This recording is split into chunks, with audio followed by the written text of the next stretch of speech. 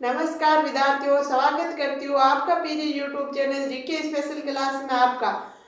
तो विद्यार्थियों, हम पढ़ रहे हैं भारत का इतिहास। भारत के इतिहास में प्राचीन भारत का इतिहास। प्राचीन भारत के इतिहास में मौर्य काल चल रहा है। हमारे मौर्य काल में हमारी पिछली 2 क्लास हो गई विद्यार्थियों, जिसमें क्या पढ़ा था कल परसों वाला, कल मैंने रिपीट किया था, कल वाला आज बता देती हूँ। कल हमने एक डायग्राम बनाया था। डायग्राम बना के इधर हमने लिखा था पुरातात्विक स्रोत, इधर लिखा हमने साहित्यिक स्रोत। पुरातात्विक स्रोत में क्या है, जैसे कि शिलालेख है, मृत्पांड है, सिक्के हैं, वगैरह वगैरह हमने लिखे थे। और साहित्यिक स्रोत में हमने लिखे थे विदेशी साहित्यिक स्रोत और देशी साहित्यिक स्रोत। जो हमारे पहला टॉपिक हमने पहला हमने पॉइंट ये उठाया था देशी साहित्यिक स्रोत, यानी हम साहित्यिक स्रोत पहले पढ़ रहे हैं। हमने एक डायग्राम बनाया था जिसमें से मैंने बोला था पुरातात्विक स्रोत बड़ा है तो बाद में बढ़ेंगे हम। तो पहले हमारे साहित्यिक स्रोत, जिसमें हमने ब्राह्मण ग्रंथ और बौद्ध ग्रंथ पढ़ लिया था। आज देखेंगे जैन ग्रंथ। जैन ग्रंथ में एक एकलव्य सूत्र जो भद्रबाहु की है। फिर हम पढ़ेंगे मौर्य काल की जानकारी देने वाले विदेशी साहित्यिक स्रोत। विदेशी साहित्यिक स्रोत 2 है विद्यार्थियों, एक तो इंडिका मैगजीन की मैं आपको रोज बताती हूँ, एक नेचुरल हिस्ट्री जो पिलिनी की है। फिर हम लेंगे, यहाँ आ जाएगी विद्यार्थियों इधर पुरातात्विक स्रोत पढ़ना आज हम शुरू कर रहे हैं, जिसमें पढ़ेंगे अशोक के शिलालेख। अशोक के शिलालेख, एक वर्ग शिलालेख, लघु शिलालेख। 2 भागों में बांटेंगे इसको, वर्ग शिलालेख, लघु शिलालेख। वर्ग शिलालेख संख्या 14। संख्या कितनी है विद्यार्थियों? 14। स्थान 8 जगह से मिले। 8 जगह कौन सी? वो 8 जगह कौन सी है? तो देखो विद्यार्थियों, एक तो है शाहबाजगढ़ी। शाहबाजगढ़ी, शाहबाजगढ़ी मानसेहरा। शाहबाजगढ़ी मानसेहरा है पाकिस्तान का। कालसी है उत्तराखंड की। धौली, धौली और जोगढ़ है उड़ीसा का। एरागुड़ी है आंध्र प्रदेश की। सोपारा है महाराष्ट्र का। गिरनार है गुजरात का। यानी इन 8 जगहों से मिला। कौन कौन है देखने में, कौन कौन से 8 जगह? शाहबाजगढ़ी, मानसेहरा, कालसी, धौली, जोगढ़, एरागुड़ी, सोपारा, गिरनार।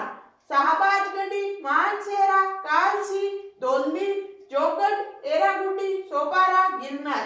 और ये कौन कौन सी जगह है आपको मैंने बता दिया। अब हम आएंगे इधर लघु शिलालेख। लघु शिलालेख में सबसे पहले है राजस्थान में मिला बाबरू या बेराट शिलालेख विद्यार्थियों, बाबरू या बेराट शिलालेख। फिर मध्य प्रदेश में गुर्जरा या रूपनाथ, तो गुर्जरा या रूपनाथ 2 जगहों से। फिर बंगाल में सोहनगरा या मास्थान से, सोहनगरा या मास्थान से। फिर अफगानिस्तान में सारेपुना त्रिभाषी लिपि में लिखा गया। फिर पाकिस्तान से तक्षशिला या लघमान, और कर्नाटक से जट्टी ग्रामेश्वर या मास्की, जट्टी ग्रामेश्वर या मास्की। तो विद्यार्थियों इसका स्क्रीनशॉट ले लो, इसको लिख लो, फिर हम चलेंगे आगे। चलो लिखो विद्यार्थियों। विद्यार्थियों कल की आपकी हेडिंग क्या है? कल आपने हेडिंग डाली थी मौर्य कालीन की जानकारी देने वाले देशी साहित्यिक स्रोत। देशी साहित्यिक स्रोत, तो उसमें यह लिखना है आपने, एक तो लिख लिया ब्राह्मण ग्रंथ और बौद्ध ग्रंथ, उससे आगे ये लिखना जैन ग्रंथ कलप सूत्र भद्रबाहु का। फिर अगली ये लिखना मौर्य कालीन की जानकारी देने वाले विदेशी साहित्यिक स्रोत। और फिर 1 नंबर लिखना इंडिका मैगजीन की। 2 नंबर लिखना नेचुरल हिस्ट्री पिलिनी की। फिर विद्यार्थियों आपको ये लिखना है, आपको क्या करना है विद्यार्थियों, आपने ये तो लिख लिया होगा, मैंने बोल दिया शायद आपने लिख लिया। फिर इसको मैं बता रही हूँ एक बार, ये आपने लिख लिया। अब आपको क्या करना है, आपको वो डायग्राम तो बना हुआ है, उसके देख यहाँ लिख लेना पुरातात्विक स्रोत। पुरातात्विक स्रोत यानी ये हम पढ़ेगा पुरातात्विक स्रोत, जिसमें 1 नंबर लिखना अशोक के शिलालेख, मतलब शिलालेख, मौर्य कालीन के शिलालेख पढ़ेंगे। अशोक के शिलालेख, वर्ग शिलालेख, लघु शिलालेख। एक साइड लिखना वर्ग शिलालेख, एक साइड लिखना लघु शिलालेख। चलो अब लिखना शुरू करो।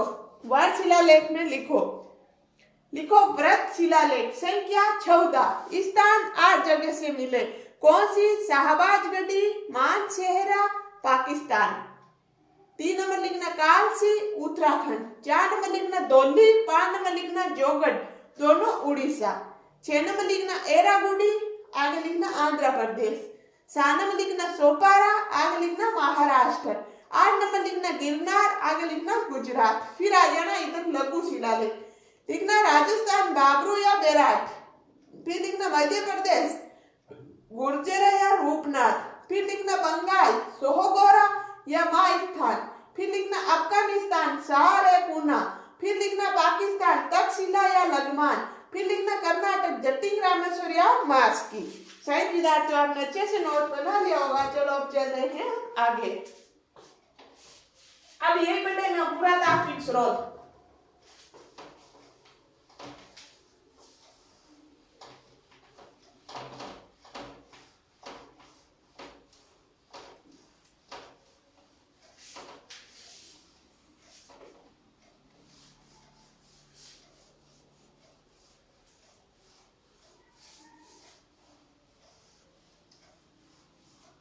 आज विद्यार्थियों थोड़ा क्लास में से गड़बड़ आ गई, क्यों पहले मैं लाइव क्लास लेने की कोशिश कर रही थी और पता नहीं वो क्लास मैंने ले भी ली, लेकिन वो डली या नहीं डली। अगर डली है तो आपके 2 क्लास आ जाएगी, नहीं डली तो कोई बात नहीं, पता नहीं वो कहाँ चली गई, क्योंकि इतना नॉलेज मुझे नहीं था तो मैंने कोशिश की है। ऐसे बोलते ना, कोशिश करने वालों की कभी हार नहीं होती है। तो एक दिन हम पढ़ेंगे, शायद कोशिश करूंगी मंडे तक हम लाइव पढ़ेंगे, ताकि आप परसेंट पूछ सकते हो उसमें मेरे को। हम दोनों टचिंग में रहेंगे, हम यानी आप सब और मैं हम टच में रहेंगे, तो आप परसेंट पूछ सकते हो लाइव में। ऐसे तो आप ऐसे भी कमेंट्स करके पूछ सकते हो विद्यार्थियों, कोई प्रॉब्लम नहीं है। आपकी इच्छा हो तो आप कुछ भी पूछ सकते हो, मैं आपको उत्तर दूंगी। अब देखेंगे अशोक के स्तंभ लेख।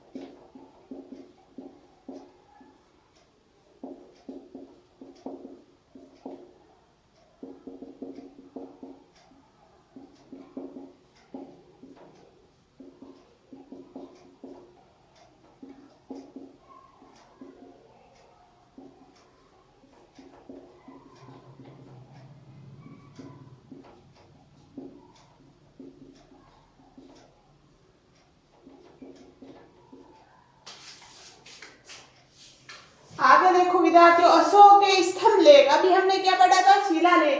अब हम क्या पढ़ेंगे, अशोक के स्तंभ लेख। तो देखो विद्यार्थियों, अशोक के स्तंभ लेख में क्या पढ़ेंगे, वही स्थिति वही वैसे ही पढ़ेंगे। वर्त शिलालेख, लघु शिलालेख, व्रत शिलालेख, लघु शिलालेख। वर्त में दिल्ली टोपरा हरियाणा में, दिल्ली मेरठ यूपी में, लोहरिया नंदगढ़ बिहार में, जो मयूर ग्रैंड वेजस, मयूर की आकृति का, मयूर पे बना हुआ ग्रैंड वेजस, लोहरिया अर्राज बिहार में, गरुड़।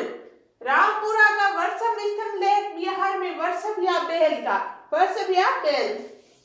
लघु स्तंभ लेख Rummindei Nepal, Nigliva Nepal, Sanchi MP, Sarnath UP, Kaushambi UP. तो विद्यार्थी इसमें समझना की कोई बात नहीं, आपको सीधे सीधे जगह और शिलालेख स्तंभ लेख दिख रहे हैं तो इसका स्क्रीनशॉट ले लो, लिख लो, फिर आगे चलते हैं। चलो लिखो, बी लगा के लिखना, अशोक के स्तंभ लेख, अशोक के स्तंभ लेख, व्रत स्तंभ लेख, लघु स्तंभ लेख। और वर्त में 1 नंबर लिखना दिल्ली टोपरा हरियाणा, 2 नंबर लिखना दिल्ली मेरठ यूपी, 3 नंबर लिखना लोहरिया नंदगढ़ बिहार, 4 नंबर लिखना लोहरिया अर्राज बिहार, 5 नंबर लिखना रामपुरा का वर्षम स्तंभ बिहार, और 3 नंबर के नीचे मयूर लिख लेना, 4 के नीचे गरुड़ लिख लेना, 5 के नीचे वर्षम यानी बेल लिख लेना। फिर उधर जाना लघु स्तंभ लेख, वो तो आपको क्लियर दिख भी रहा है, नहीं दिख रहा है मैं बोल रही हूँ। Rummindei Nepal, Nigliva Nepal, Sanchi MP, Sarnath UP, Kaushambi UP. तो विद्यार्थियों आप लिख लो अच्छे से, फिर हम आगे चल रहे हैं।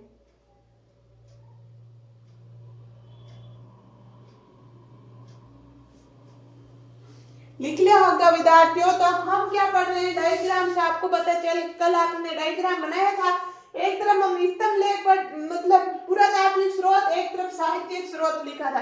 तो साहित्यिक स्रोत तो हमारे पूरे हो गए और पुरातात्विक स्रोत में हमने 2 लिख लिए थे, शिलालेख और स्तंभ लेख। अब क्या लिखे, क्या है, एक दो बच्चे हैं तो वो लिखेंगे, हम अगली क्लास में पढ़ेंगे। तो विद्यार्थियों आज के लिए इतना ही, बाकी पढ़ेंगे हम नेक्स्ट क्लास में। जब तक के लिए आप स्वस्थ रहो, मस्त रहो, पढ़ते रहो। आपको मेरी क्लास अच्छी लगती है तो लाइक करना, शेयर करना और सब्सक्राइब करना बिल्कुल नहीं भूलना। धन्यवाद।